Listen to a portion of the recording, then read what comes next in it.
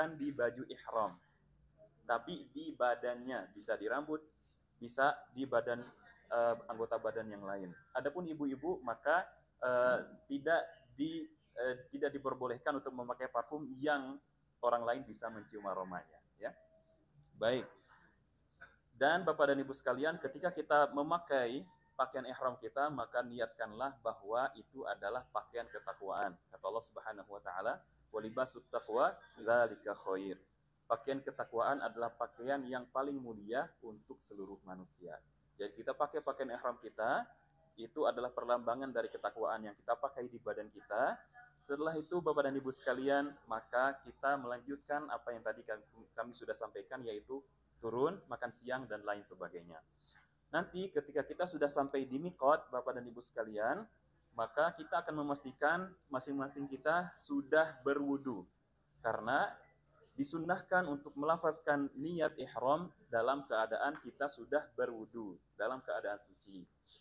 Tapi kalau misalnya suatu saat kita mau ambil niat ihram, mau melafazkan ihram tidak dalam keadaan berwudu, maka niatnya sah. Nah, tapi kita akan mendapatkan pahala sunnah apabila kita dalam keadaan bersuci atau berwudu. Di mana kita niatnya? Kita akan niat bersama-sama di dalam bus. Setelah kita turun nanti di masjid di Tan'im, ya, mohon maaf bukan Tan'im tapi Bir Ali, ya, di Bir Ali yaitu miqat Ahlul Madinah. Kita akan turun di sana. Kami persilahkan bagi Bapak dan Ibu yang akan melaksanakan sholat sunnah dulu di sana, ya. Biasanya ada yang ingin sholat sunnah ihram. Bagi yang tidak, maka tetap di dalam bus. Nanti setelah yang turun dari masjid miqat, kembali ke dalam bus. Di bus ini kami akan menuntun niat ihramnya, niat umrahnya. Jadi Bapak dan Ibu tidak perlu khawatir salah niat atau niatnya kurang. Kami tuntun nanti semuanya di dalam bus. Baik. Pertanyaannya, bagi yang ingin berniat untuk mengumrohkan orang lain, namanya umroh badal. Bagaimana dan kapan niatnya juga kami akan tuntun di dalam bus sebelum kita berangkat itu, ya. Niatnya hanya boleh salah satu, umroh untuk kita sendiri atau umroh untuk orang lain atas nama satu orang. Tidak boleh dicampur. Ya, baik. Setelah itu Bapak dan Ibu sekalian, di perjalanan kita akan bertalbiyah labbaik Allahumma labbaik, labbaik la syarika laka labbaik, innal hamda wan ni'mata laka wal mulk la syarika lak. Ucapan ini disunnahkan, lebih ditekankan daripada mengucapkan zikir yang lain, khusus dalam perjalanan kita sampai Masjidil Haram saja, ya. Misalnya mau sholawat, mau istighfar, mau zikir yang lain, lebih diutamakan talbiyah saja, karena talbiyah memang dikhususkan diucapkan dalam perjalanan kita menuju ke Masjidil Haram setelah mengambil lafaz niat atau di miqat. Baik, bisa dipahami Bapak Ibu untuk talbiyah ini, ya. Nanti insya Allah juga kita nanti akan bersama-sama di perjalanan semampu kita, ya. Baik. Kemungkinan perjalanan akan mengambil sekitar 7 jam Bapak Ibu sekalian. 7 jam, ya, di atas bus. Masya Allah. Sudah terbayang, ya? 7 jam di atas bus dalam satu kali pemberhentian di rest area, ya, di rest area. 4 jam nanti, setelah 4 jam, kurang lebih 4 jam sampai di rest area. Bisa kita turun setengah jam paling cepat, berkumpul masuk ke bus lagi. Nanti di rest area kita melaksanakan apa? Kalau misalnya nanti sudah masuk waktu maghrib, kita juga akan sholat di rest area. Tapi biasanya jamaah lebih ingin sholat nanti maghrib isya jamaah qasar takhir, jamaah takhir qasar di Masjidil Haram. Mungkin insya Allah kita akan sepakati nanti kita akan sholat maghrib dan isya berjamaah di Masjidil Haram Bapak Ibu, ya, supaya dapat pahalanya dan juga mengejar waktu keberangkatan kita, insya Allah.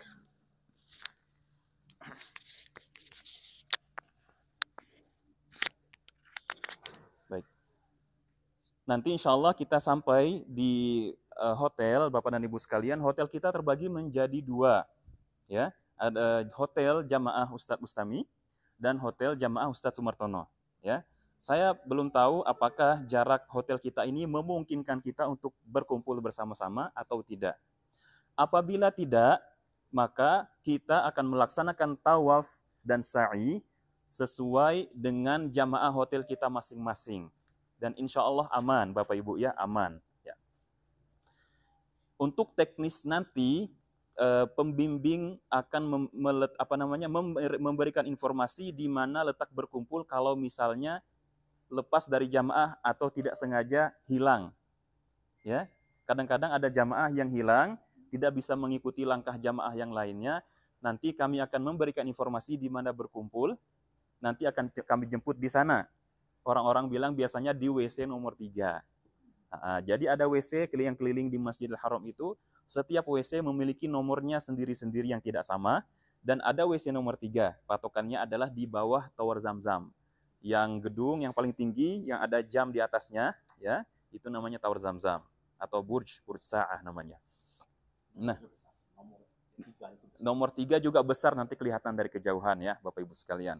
Nah, setelah itu Bapak dan Ibu sekalian melaksanakan sholat maghrib dan isya, kita akan melaksanakan tawaf 7 kali, dan juga setelah tawaf kita disunnahkan untuk sholat 2 rakaat di belakang makom Ibrahim.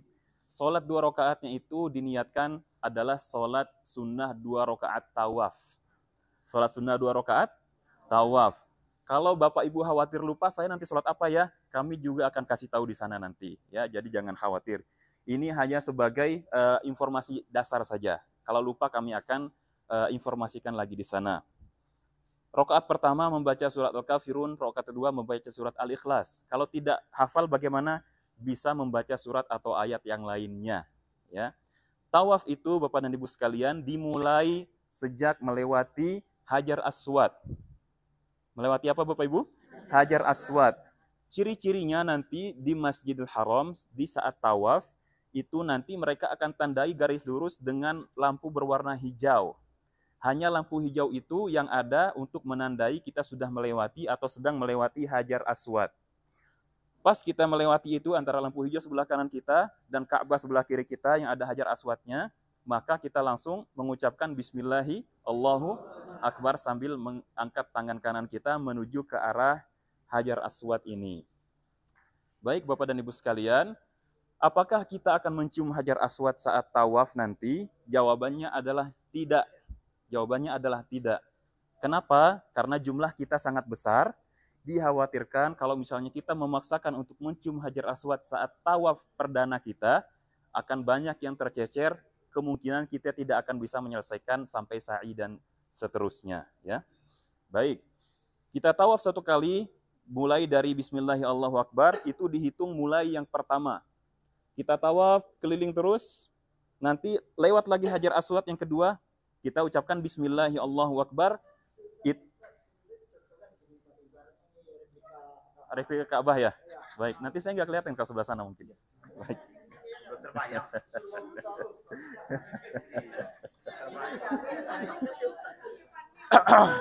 Baik. Baik. Kami mohon izin Bapak Ibu sekalian ya. Ini adalah replika Ka'bah kita untuk hari ini. Kami akan menjelaskan di mana Hajar Aswadnya. Yang pertama, Hajar Aswad terletak di sebelah sini misalnya. Ya. Berarti kita akan keliling dari sini. Hajar Aswad ada di sini, lampu hijaunya nanti ada di sini. Jadi kalau misalnya lampu biru ini ya. Kalau di Masjidil Haram Bapak Ibu ya, lampu hijaunya sebelah sini. Kalau misalnya tepat di sebelah kanan kita lampu hijau, sebelah kiri kita itu Hajar Aswad, karena Hajar Aswad kadang-kadang tidak kelihatan, tertutup oleh manusia yang lainnya, jamaah yang lainnya ya.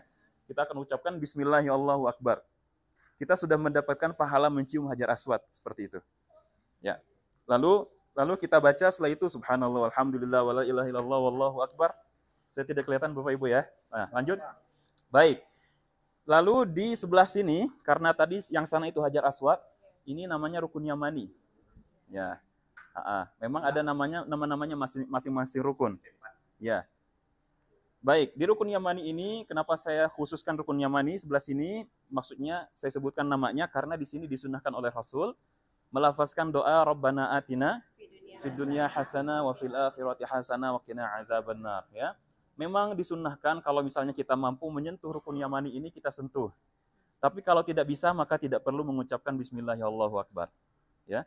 Hanya menyentuh saja atau tidak apa-apa. Jadi kita sudah lewat ini, pas lewat Rabbana atina fid dunya hasanah wa fil akhirati hasanah wa qina adzabannar.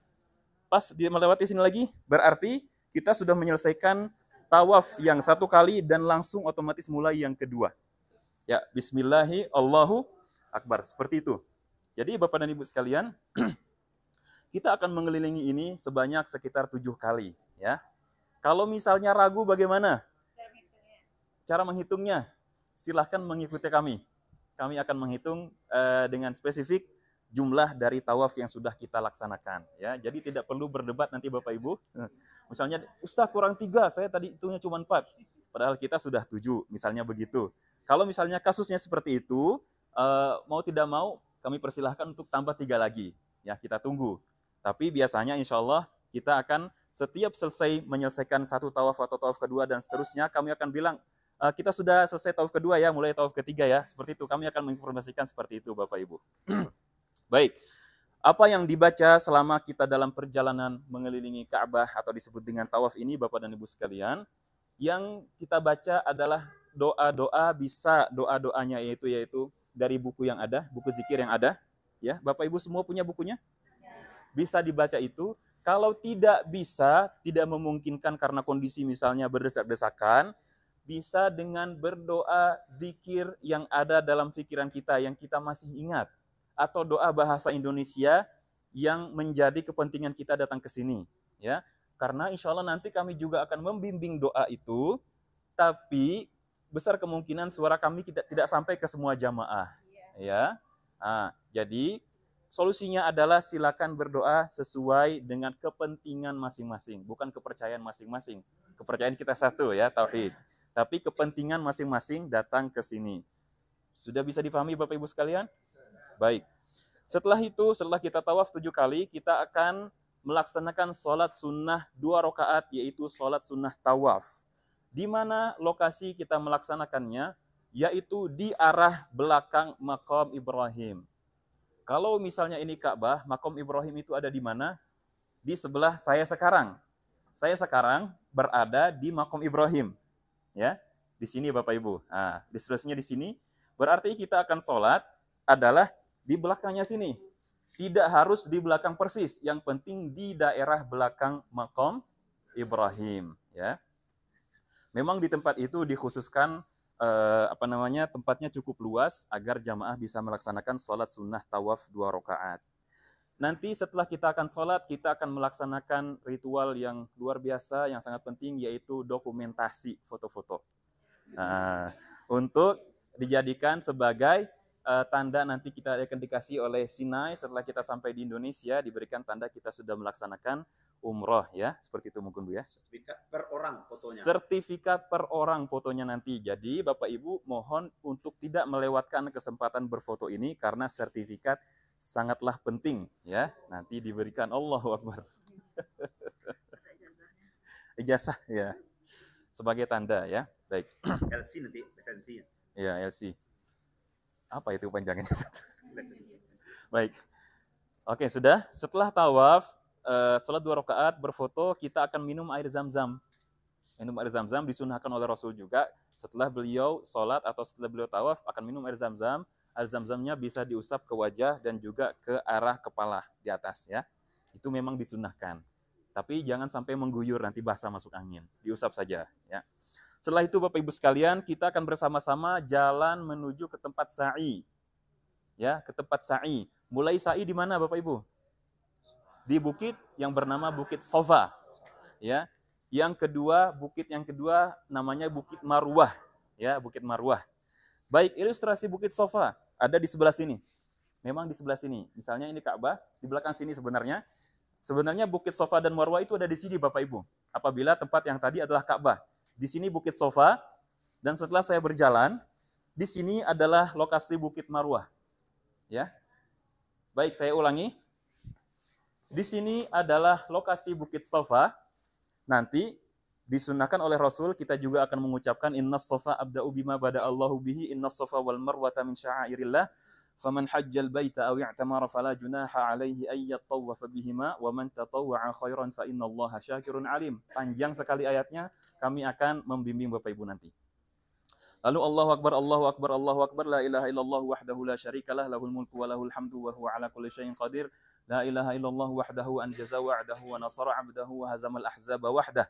Mungkin panjang, kami akan bimbing juga Bapak Ibu nanti ya.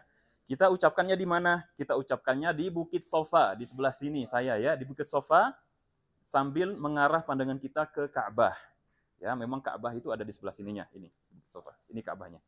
Baik. Bagaimana cara menghitung? Kita sa'inya sudah sekali, sa'i itu totalnya berapa Bapak Ibu? 7 juga, sama seperti tawaf, tapi tata caranya berbeda, ya. Menghitung satu sa'i adalah ketika kita mulai dari Bukit Sofa, nanti kita akan berjalan sampai menuju Bukit Marwah, ini dihitung 1 kali sa'i. Jadi, dihitung 1 kali sa'i adalah perjalanan kita dari Bukit Sofa menuju Bukit Marwah. Hitungan kedua adalah saat kita mulai dari Bukit Marwah, berjalan menuju Bukit Sofa. Ini adalah hitungan yang kedua. Ya, dan begitu seterusnya, 2, 3, 4, 5, 6, sampai 7 di Bukit Marwah. Jadi 7 kita akan menyelesaikan sa'i itu adalah saat kita berada di Bukit Marwah. Setelah sampai kita di Bukit Marwah, di sa'i yang urutan yang ke-7, maka kita akan melaksanakan rukun yang terakhir dari prosesi umroh kita adalah namanya tahallul. Ya, tahallul adalah rukun yang keempat dari umroh. Baik, untuk bapak-bapak dan ibu-ibu memiliki tata cara yang berbeda dalam tahallul. Tahallul bapak-bapak ada 3 cara. Yang paling diutamakan adalah cara yang pertama adalah menghabiskan semua rambutnya yang ada di kepala, ya. Kepala ini. Jadi dicukur semua, botak sampai pelontos, itu disunnahkan, ya, didoakan oleh Nabi. Cara yang kedua adalah kita memotong semuanya 1 cm atau 2 cm. Cara yang ketiga adalah memotong sebagian kecil dari rambut. Dan ini adalah dari mazhab Syafi'i, ada yang mengatakan ulamanya, ya. Jadi itu sah, cara memotongnya kecil. Nah, baik, ini adalah cara tahallul bapak-bapak. Bapak-bapak sering kali bertanya, Ustadz, kalau umroh kedua, kalau saya sudah pelontos di umroh pertama, bagaimana? Jawabannya adalah dengan cara meletakkan gunting di sini, formalitas gerakan guntingnya dengan meniatkan tahallul walaupun tidak ada rambutnya. Itu juga berlaku bagi orang yang memang tidak tumbuh rambut di kepalanya, ya. Itu cara tahallulnya. Bisa difahami khususnya bapak-bapak? Baik. Sekarang cara tahallul ibu-ibu adalah dengan menggunting rambut di kepalanya sepanjang unmulah. Unmulah itu ruas jarinya masing-masing. Ya, ruas jari, 1 ruas jari. 1 ruas jari itu digunting. Jadi tidak panjang sekali, tapi hanya sebatas berapa? 1 ruas jarinya. Dan itu memberikan tanda bahwa kita sudah menyelesaikan umroh 1 kali. Nah, Bapak dan Ibu sekalian, dalam prosesi umroh ini tentu saja seperti ibadah yang lainnya saat kita mengerjakannya, yaitu misalnya sholat, ada yang wajib, rukun, ada yang sunnah, ada yang tidak boleh dilakukan. Ya, baik, berikut ini adalah yang sunnahnya. Mohon maaf, adalah yang larangannya. Larangannya lebih penting biasanya. Yang larangannya yang pertama adalah setelah kita niat ihram, tidak boleh memotong rambut dengan sengaja. Kalau misalnya kita pas pakai handuk, rambutnya ikut, atau pas sisir rambutnya ikut lepas, maka tidak apa-apa. Kalau sengaja, maka untuk membayarnya adalah memotong kambing. Dam namanya. Yang kedua, tidak boleh memotong kuku. Yang ketiga, tidak boleh memakai wewangian. Wewangian itu termasuk parfum, termasuk sabun mandi, shampoo. Kalau gosok gigi, di antara para ulama memang ada perbedaan pendapat, ya. Tapi insya Allah mungkin kita baru gosok gigi nanti setelah prosesi umroh, ya. Jadi semua wewangian itu akan kita tinggalkan selama kita dalam masa ihram, yaitu saat kita melafazkan niat umroh sampai kita tahallul nanti. Larangan selanjutnya adalah tidak boleh akad nikah. Misalnya di tengah perjalanan kita akan bertemu seseorang, kita mau menikah dengan dia, tidak boleh, batal. Ya, bisa jadi. Waktunya panjang, Masya Allah. Dulu itu beberapa bulan ya perjalanannya. Tidak boleh akad nikah. Yang selanjutnya, tidak boleh bagi yang sudah punya pasangan untuk bercumbu selama dalam prosesi umroh itu. Ya, bercumbu tidak boleh, Bapak Ibu sekalian ya. Kalau dengan bukan pasangannya, itu lebih tidak boleh lagi. Yang pasangan saya tidak boleh, apalagi bukan yang pasangan saya. Kesempatan ya.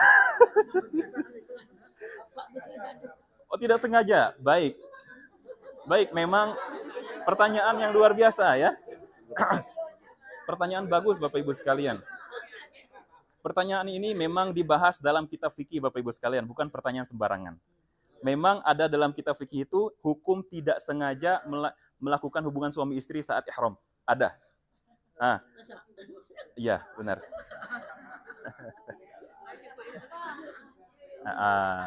Nanti kalau misalnya khusus hubungan suami istri, kalau tidak sengaja maka batal. Tidak bisa dilanjutkan lagi. Dan batal dan juga dapat hukuman untuk dam, memotong kambing. Jadi Bapak Ibu mohon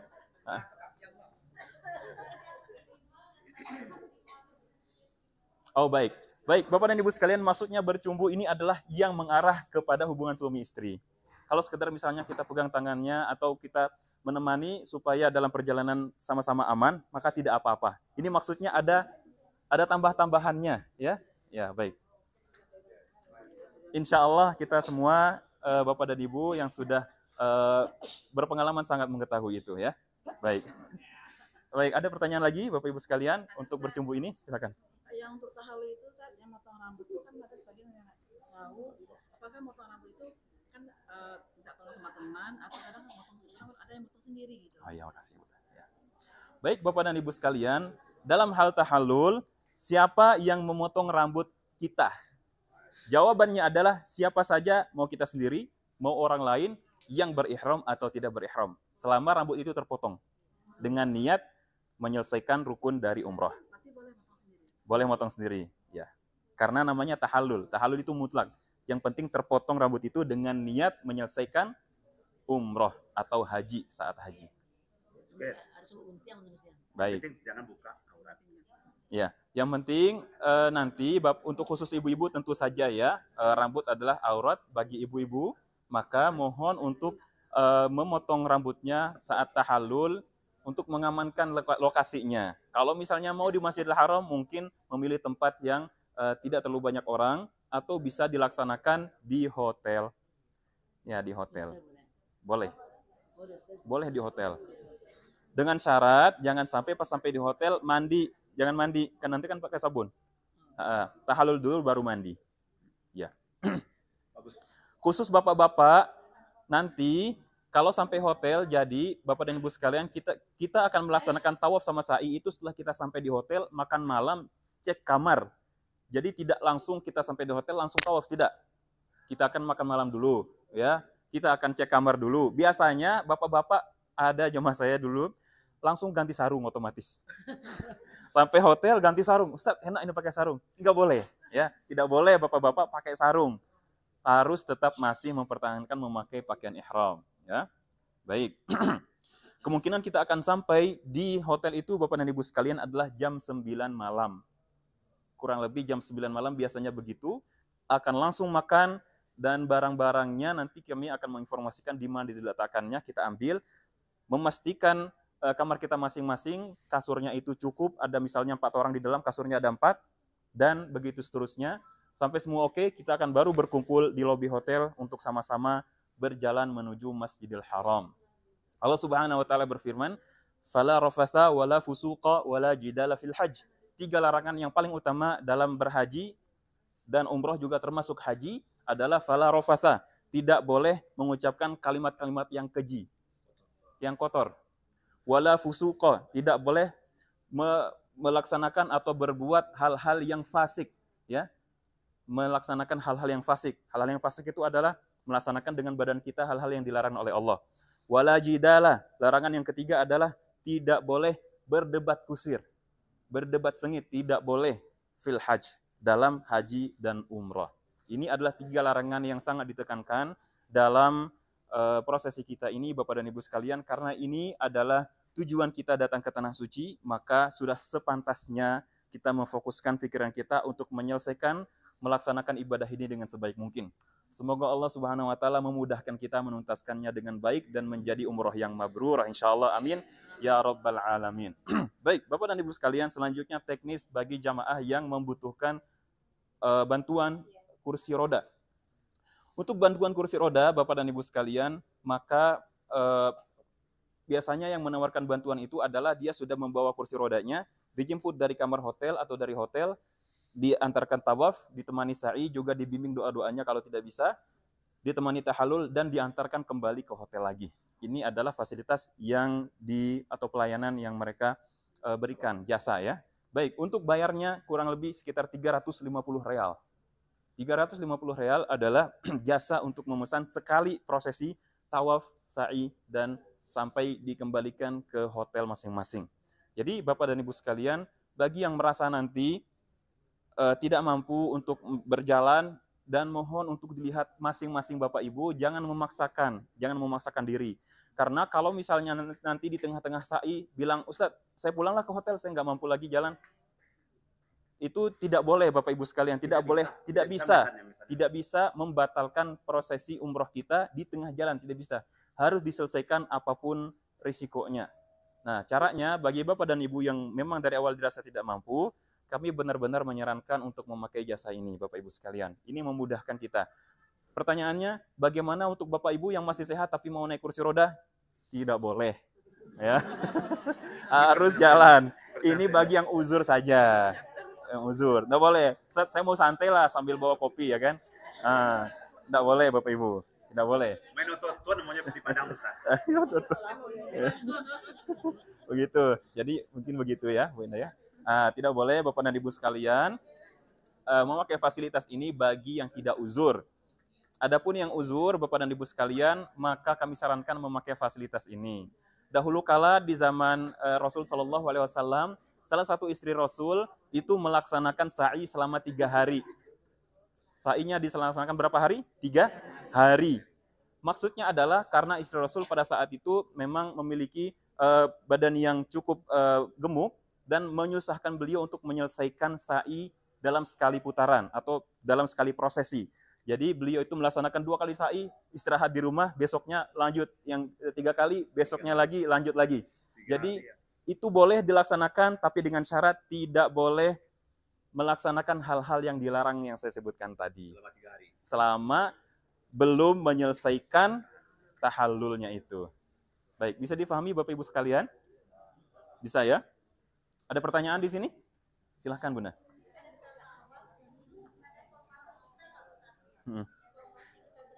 Oh iya, oke. Baik. Baik Bapak dan Ibu sekalian, formasi saat tawaf. Kami akan menentukan formasinya saat kita akan berangkat dari hotel. Ya, tentu saja ibu-ibu kami prioritaskan berada di depan, dan bapak-bapak mohon untuk bersedia menjaga dari belakang. Ya, karena kalau misalnya kita letakkan bapak-bapak di depan, ibu-ibu di belakang, nanti saya khawatir ibu-ibu nanti salah ikut jamaah. Nanti tiba-tiba sudah ikut jamaah dari Yaman. Pulang ke Yaman nanti ibu-ibu. Baik. Anak kita bertanya.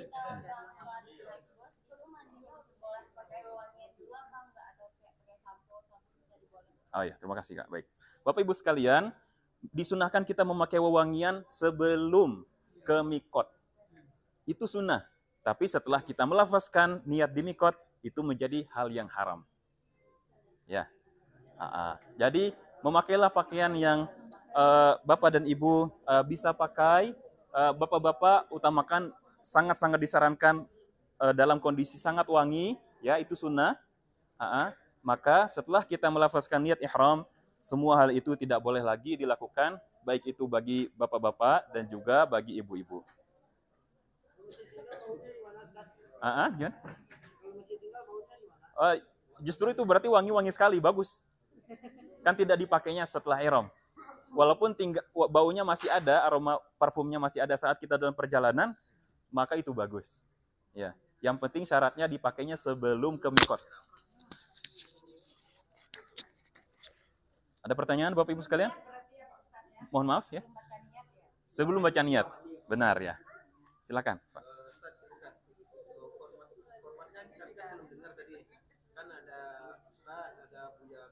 Ya. Apakah nanti ustadznya di depan, nanti di tengah-tengahnya biar kedengaran sama jemaah yang di belakang ada Bu Bustami gitu untuk membimbing gitu. Bagaimana formatnya Ustaz biar yang di belakang bisa terdengar ya? Ya, sama-sama. Gimana? Oh begitu. Ya baik. Baik Bapak dan Ibu sekalian, memang saat kita tawaf ini kita butuh untuk mengatur langkah kita, kecepatannya. Tidak boleh terlalu cepat, juga jangan sampai terlalu lambat. Jadi kita harus mengatur dan kapan kita harus mendekati Ka'bah, kapan kita akan menjauh dari Ka'bah. Jadi nanti karena tawaf itu totalnya adalah 7 kali, di tawaf beberapa kali yang pertama, 3 atau 2 kali yang pertama kita akan berusaha untuk tawaf mendekati Ka'bah. Ya, tujuannya untuk memudahkan kita tawaf dan cepat menyelesaikan tawafnya. Nanti setelah sampai kita di tawaf yang ke-6, kita akan mulai tawaf sambil menjauh dari Ka'bah supaya nanti menggenapkan atau menyelesaikan tawaf kita persis sudah di luar atau agak berjauh dari Ka'bah, memudahkan kita keluar. Karena kalau misalnya sampai putaran yang ke-7 kita masih berada di dalam gelombang manusia, susah sekali kita untuk keluar, ya. Dan itu juga akan mengganggu jamaah yang lain yang sedang tawaf. Baik, formasinya adalah insya Allah saya sendiri akan berada di paling depan, ya, untuk menyesuaikan kapan kita akan masuk mendekati Ka'bah dan kapan kita akan keluar. Kami mungkin minta persediaannya Ustaz Bustami nanti berada di tengah jamaah, ya, supaya kalau misalnya zikir yang kami atau doa yang kami bacakan tidak terdengar, bisa dilanjutkan oleh Ustaz. Ada pertanyaan? Mungkin begitu, Pak, ya. Ya, ada pertanyaan lagi Bapak Ibu sekalian? Pak Mir, oke Pak Mir. That is all. Ada Ustaz.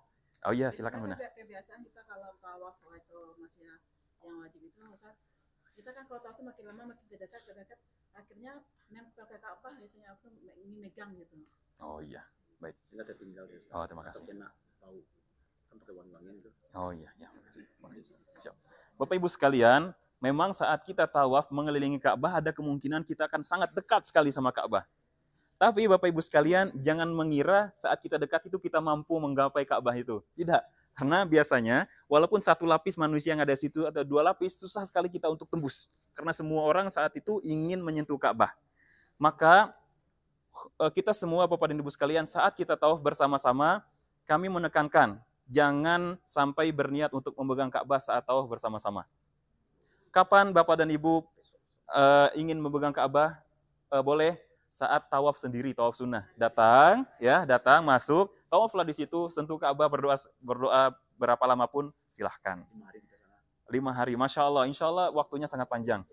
Baik, khusus bapak-bapak nanti selama di Makkah, kalau misalnya mau tawaf di samping Ka'bah langsung, maka peraturannya sekarang harus memakai kain ihram. Ya, baru boleh dibolehkan masuk ke dalam tempat tawaf yang langsung berada di dekat Ka'bah. Sebenarnya tempat tawaf di Masjidil Haram kurang lebih ada 3 atau 4 lantai. Tapi lantai yang paling dasar, yaitu yang berada di samping Ka'bah langsung, adalah tempat yang paling cepat untuk menyelesaikan tawaf. Kalau misalnya perbandingannya, kita akan tawaf di lantai dasar sama di lantai yang lain, maka kita sudah menyelesaikan 3-4 kali tawaf di bawah, di atas baru 1 kali. Itu perbandingannya. Ya, jauh. Baik, ada pertanyaan Bapak Ibu sekalian? Mantap. Pak Amit tambah Pak. Ini berkaitan dengan teknis ya, Bapak Ibu. Ya.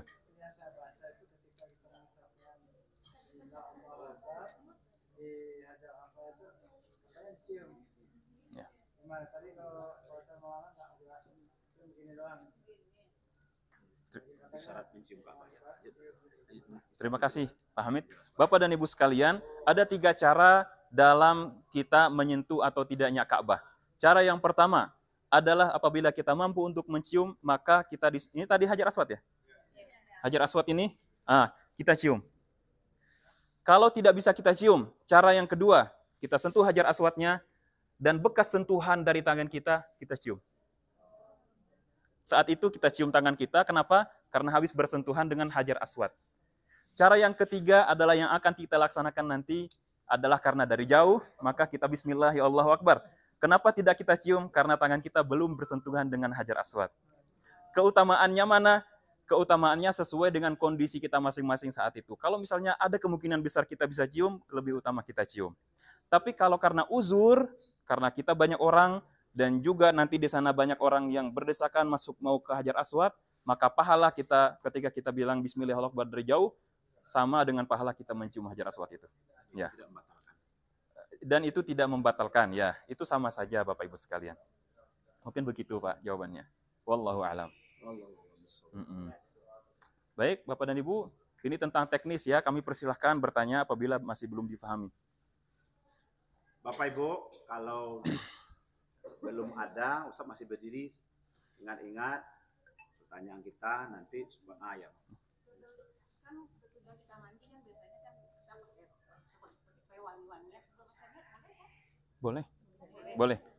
Yang penting Bapak Ibu sekalian, sebelum kita melafazkan labbaik Allahumma umratan atau labbaik umratan, semuanya masih boleh. Masih boleh pakai parfum, masih boleh menikah, masih boleh untuk bercumbu dan selanjutnya itu masih boleh. Saat sudah berniat labbaik Allahumma umratan, maka tidak boleh. Ya. Oh, silakan. Gimana? Oh iya, oke. Oh iya benar. Oh terima kasih, saya lupa nyampaikan tadi. Oke, siap. Oke, Bapak Ibu sekalian, ada satu hal untuk Bapak-bapak yang sangat penting, tapi saya belum sampaikan. Terima kasih Pak Dodi.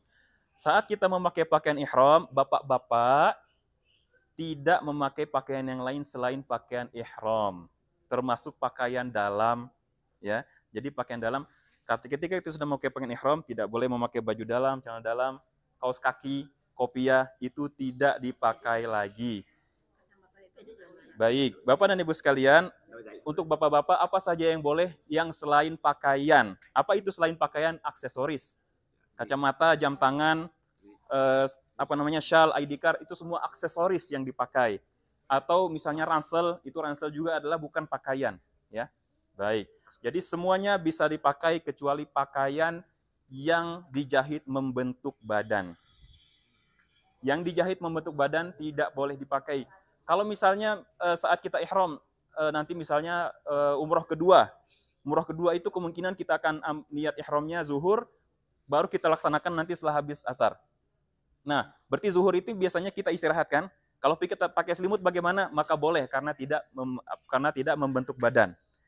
Boleh pakai selimut, ya. Dan tidak boleh nanti Bapak dan Ibu sekalian memakai Bapak-bapak memakai barang atau misalnya selendang yang diletakkan langsung di atas kepala kita, itu tidak boleh. Kalau pakai payung masih boleh karena tidak menyentuh kepala. Mungkin begitu. Maaf? Pas sholat pakai peci selama dalam kondisi ihram maka tidak boleh. Karena peci adalah pakaian yang membentuk salah satu anggota badan yaitu kepala. Tidak boleh juga karena membentuk pakaian. Jadi Bapak Ibu sekalian, saat ihram, pakaian ihram kita hanya berada di pundak, tidak di kepala. Ya. Setelah itu baru boleh setelah tahallul. Ya.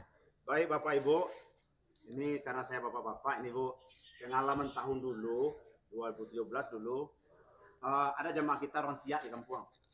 Jadi setelah pakaian ihram, sudah berniat, peci hitam itu taruh samping. Nah, lalu dipasang setelah itu kan, kena dam dia. Nah, satu, yang kedua, ada jemaah kita pengalaman, dia di atas mobil, dingin. Lalu dia selimut semuanya Ustaz. Nah, pakai kain ihram tadi. Karena yang satu di pinggang kan, yang satu ditutup habis kedinginan. Hati-hati nanti kita jangan terjebak di sana, sehingga kita bayar jam Ustaz. Ya, itu saya tambahkan. Makasih Ustaz. Untuk Bapak-bapak tadi yang seperti yang disampaikan Ustadz Bustami, maka perlu lebih berhati-hati ya. Kalau misalnya terjadi tanpa disengaja, maka segera menanggalkannya. Yang sengaja baru bayar dam.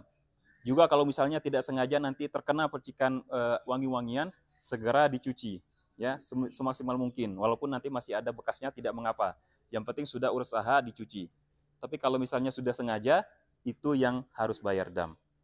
Lebih dikuatkan lagi Bapak Ibu, jelas sekali. Baik, ada pertanyaan lagi Bapak dan Ibu sekalian? Silakan.